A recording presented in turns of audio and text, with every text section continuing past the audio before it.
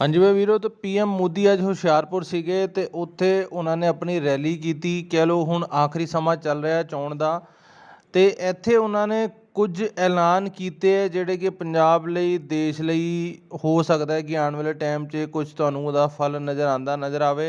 ਆਓ ਸਾਰੀ ਗੱਲਬਾਤ ਸੁਣੀਏ ਕੀ ਕਹਿਣਾ ਚਾਹ ਰਹੇ। बोले सोनिहाल सत श्री अकाल। 2024 के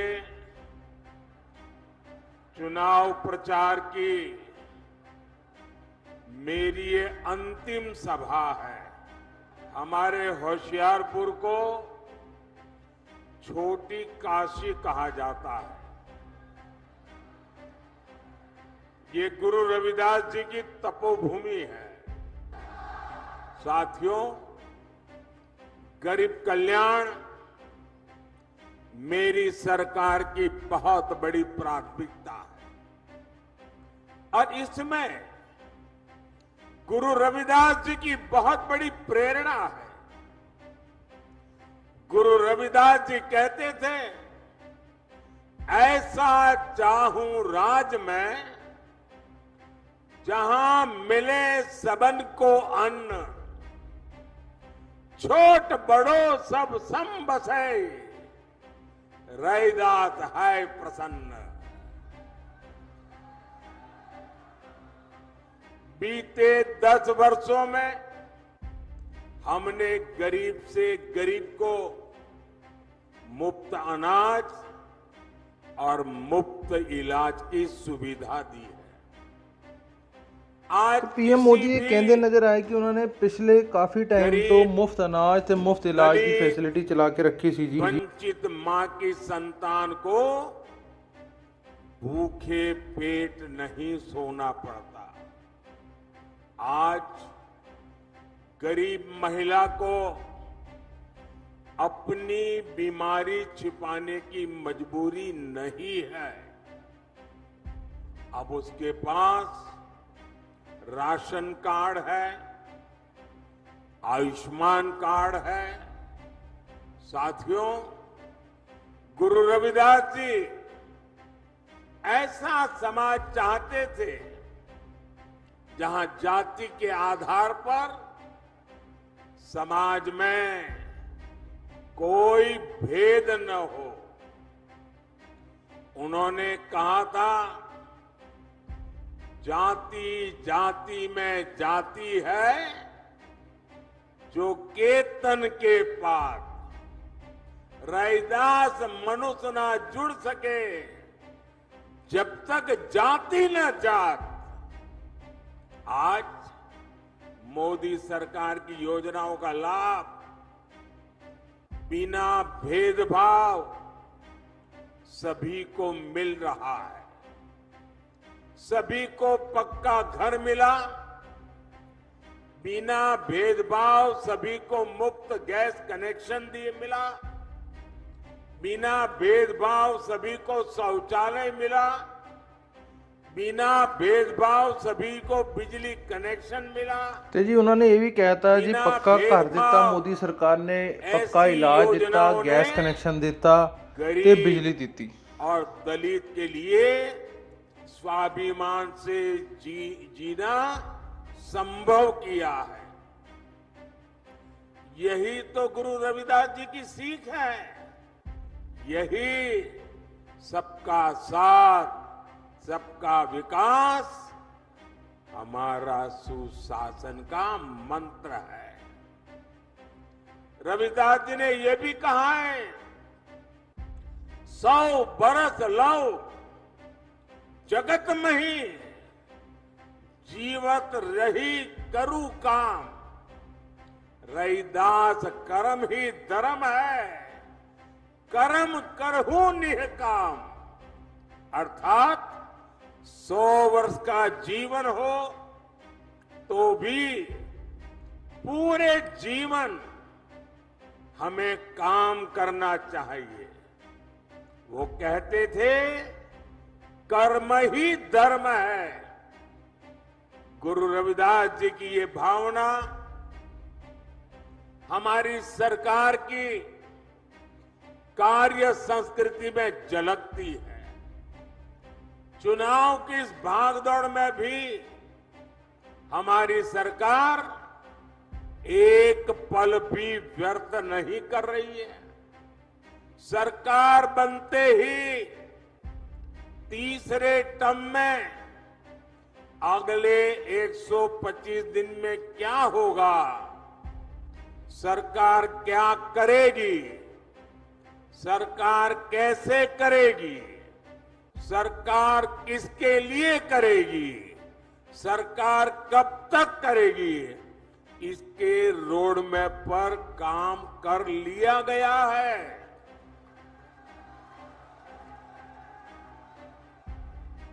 इसमें भी 25 दिन विशेष तौर पर युवाओं के लिए केंद्रित किए गए हैं।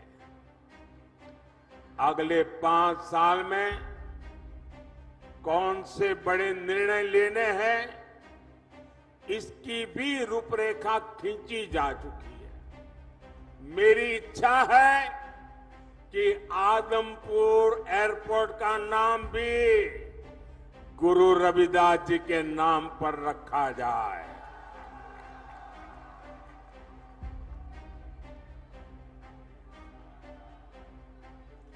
सरकार बनने के बाद इस दिशा में तेजी से काम किया जाएगा। भाइयों और बहनों, भाजपा विरासत भी विकास भी इस मंत्र पर चल रही है। आपने देखा है जब अफगानिस्तान में संकट आया, वहां पर हमारे जो सिख भाई बहन रहते थे, वहां जो हमारा गुरुद्वारा था, बहुत खतरे पैदा हो गए, तो हम गुरु ग्रंथ साहब के स्वरूपों को पूरे अदब के साथ माथे पर रख करके भारत लाए। इतना ही नहीं, हमने साहिबजादों के बलिदान को श्रद्धा पूर्वक नमन करते हुए 26 दिसंबर को वीर बाल दिवस मनाना तय किया। तो भाई उन्होंने ये भी दसी गल कि अफगानिस्तान च की किया, उन्होंने जिथों गुरु ग्रंथ साहिब जी वापस लेके आए इंडिया ते छोटे साहिबजादियां दी शहीदी नूं वीर बाल दिवस का नाम जिन्होंने दिता सी। केरल के बच्चे को भी पता होनी चाहिए, आसाम के बच्चे को भी पता होना चाहिए, तमिलनाडु के बच्चे को पता होना चाहिए, बंगाल के बच्चे को भी पता होना चाहिए। और इसलिए हमने वीर बाल दिवस के द्वारा हिंदुस्तान की भावी पीढ़ी को प्रेरणा देने के लिए वीर बाल दिवस की परंपरा शुरू की। हमने हरविंदर साहब के लंगर को टैक्स से मुक्त किया। विदेशी भक्त भी सेवा के लिए दान दे सके, इसके लिए हमने नियमों में छूट भी दी है। साथियों, विकसित होते भारत के सामने कुछ चुनौतियां भी हैं। कांग्रेस और इंडी गठबंधन की स्वार्थ की राजनीति, वोट बैंक की राजनीति ने देश का बहुत नुकसान किया है। ਤੇ ਉਹਨਾਂ ਨੇ ਇੰਡੀ ਗਠਬੰਧਨ ਦੇ ਉੱਤੇ ਕਾਫੀ ਆਰੋਪ वगैरह लगाए हैं ਤੇ देश ਦਾ नुकसान उन्होंने ਦੱਸਿਆ होने बारे। वोट बैंक के प्रति उनका प्यार था कि बंटवारे के समय के हमारे करतारपुर साहिब पर भारत का अधिकार नहीं जता पाए।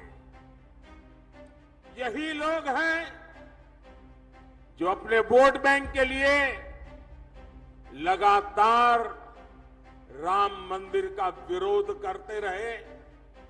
अपनी तुष्टीकरण की इसी राजनीति की वजह से इंडी गठबंधन सीएए का भी विरोध कर रहा है।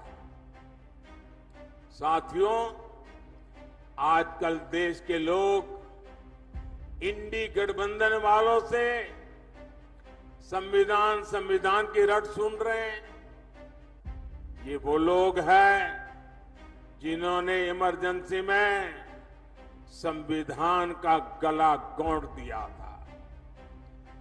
जब 84 के दंगों में सिखों के गले में टायर बांधकर जलाया जा रहा था, तो इन्हें संविधान की नहीं सूझी। साथियों, मोदी ने एक संकल्प लिया है कि वो दलितों, पिछड़ों, आदिवासियों का आरक्षण किसी को भी छीनने नहीं देगा। अपनी सरकार के 10 साल में मैंने लगातार SC, ST, OBC के आरक्षण की रक्षा की है। ये कांग्रेस और इंडी गठबंधन वाले मेरी इस कोशिश से भी भड़के हुए हैं। दरअसल आरक्षण को लेकर इनके खुद के इरादे बहुत खतरनाक हैं। इनका पूरा track record SC, ST, OBC का आरक्षण छीनने का रहा है। सरकारी नौकरी में धर्म के आधार पर आरक्षण हो, स्पोर्ट्स में, सरकारी टेंडर में धर्म के आधार पर आरक्षण हो, यूनिवर्सिटी के दाखिले में धर्म के आधार पर आरक्षण हो, ये संविधान की भावना का, बाबा साहब आंबेडकर की भावना का अपमान कर रहे हैं। ये दलितों और पिछड़ों का आरक्षण छीनकर उसे सिर्फ और सिर्फ मुसलमानों को देना चाहते हैं। ये धर्म के आधार पर देश को बांटने की एक और बड़ी गहरी साजिश है। 2024 के इस चुनाव अभियान में मोदी ने इनकी इस सबसे बड़ी साजिश से पर्दा उठा दिया है, उनको बेनकाब कर दिया है और इसलिए बौखलाए हुए हैं और लगातार मोदी को नई नई गालियां देते रहते हैं। भाई और बहनों, आप भी जानते हैं कांग्रेस भ्रष्टाचार की जननी है। 60 साल तक कांग्रेस ने जो कारनामे किए हैं, भ्रष्टाचार की एक से बढ़कर एक वारदातें की हैं, ऐसा लगता है कांग्रेस ने भ्रष्टाचार में डबल PhD कर ली है।